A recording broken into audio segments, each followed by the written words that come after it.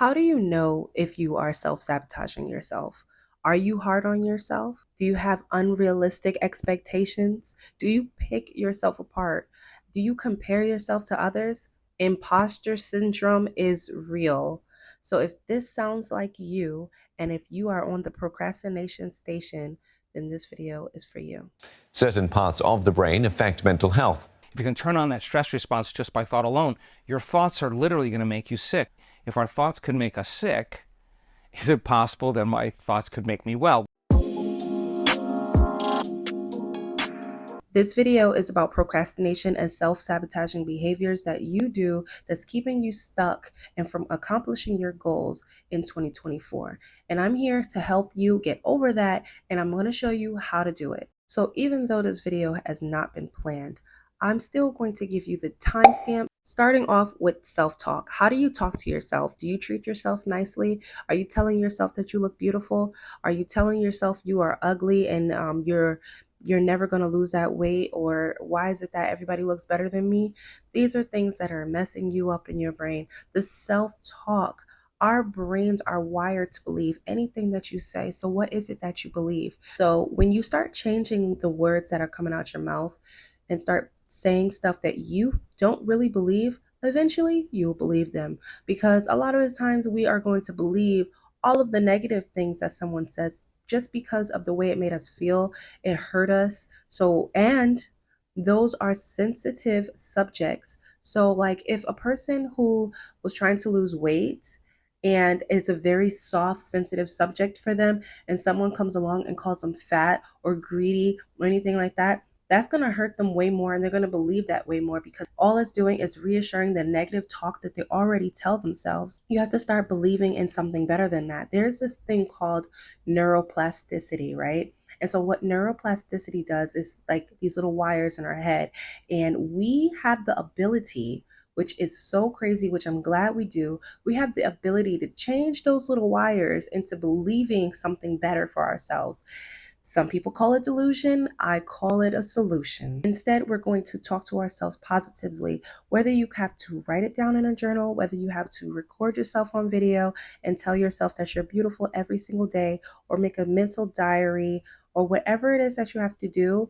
You are going to play the delusional game.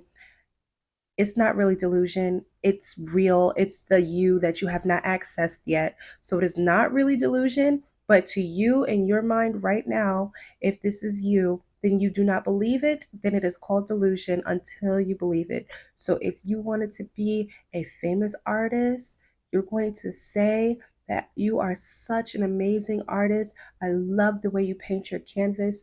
I love the way you just aura and show off as far as vibrations go. You're going to believe that. You're going to tell yourself that every single day. And eventually your body and your mind is going to rewire itself. Your neuroplasticity up in the brain is going to change around. And that is what is going to be your reality. No more negative self-talk. Also, imposter syndrome. So leading from delusion, go straight into imposter syndrome, because you're going to literally feel like this is not you, but it is you, because this is the you that you've been dreaming of. This is the you that you've been thinking about. This is what you've always wanted for your life. These are the changes. This is the career. This is the motivation, the inspiration. This is the life that you've always wanted for yourself in your mind, in your subconscious. But we're going to take that subconscious thought and we're going to bring it forth to the front, and we're going to believe it. We are not going to believe all the negative people around us telling us what our reality looks like, because we know what our reality is, but we also know what our dreams are. And if God give us those dreams, then they're real. We just got to access them. So I know that it may not feel real, but the more that we walk into who we are supposed to be, faking it till we make it, that is going to become our new normal. That's why they say that it takes 21 days or 25 days to create a habit. That's true. If you felt like you wanted to go for a walk every day, and you just somehow it's just you don't have time for it, this is something you wanted to do forever, if you each day go for that walk, guess what's going to happen? The day you decide that you don't want to go for that walk, it's going to feel really weird, because that's not who you are. You are the person who goes for the walk every day. So your delusion turned into solution. That's who you are. So for right now, through the process, through the transition of becoming that person, it's going to feel like an imposter. You're gonna feel like an imposter. You're gonna feel like you're pretending to be somebody else that's not you, but that is you. So how do we fix some of these things, and how do we kick that self-sabotaging behavior and that procrastination out of the way so that we could become the best selves that we could be? Some of the ways include delusion. We're going to fake it till we make it. We're going to use our imagination. You know why? Because I know a lot of people might think that I'm crazy, but I know how powerful our brain is. Our brain is a computer. Wow, we all have a computer built right in here. It's just that we are not applying ourselves and we're not using it. So if we believe that we are sick, guess what's going to happen? We're going to get sick. If we believe that we're going to be well off, we're going to have a beautiful family one day, or even if you believe you're rich, guess what? You're going to be rich. And rich is different to everyone, so don't come for me. Rich can be rich in mindset, rich in actual money, rich in just the lifestyle that you want for yourself. Everyone wants different things in their life. Someone wants to probably work as a famous chef on a cruise ship, and that is being rich to them. That is success. Success is not measured on some scale. Success is measured by the individual themselves.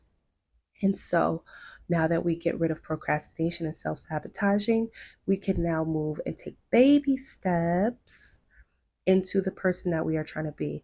And the reason why I say baby steps is because if we decide to go full fledged into diving deep into who we are trying to be, what we're trying to do, and what we're trying to accomplish, you're going to burn out real fast. And that is not good, because that is a recipe for self sabotaging.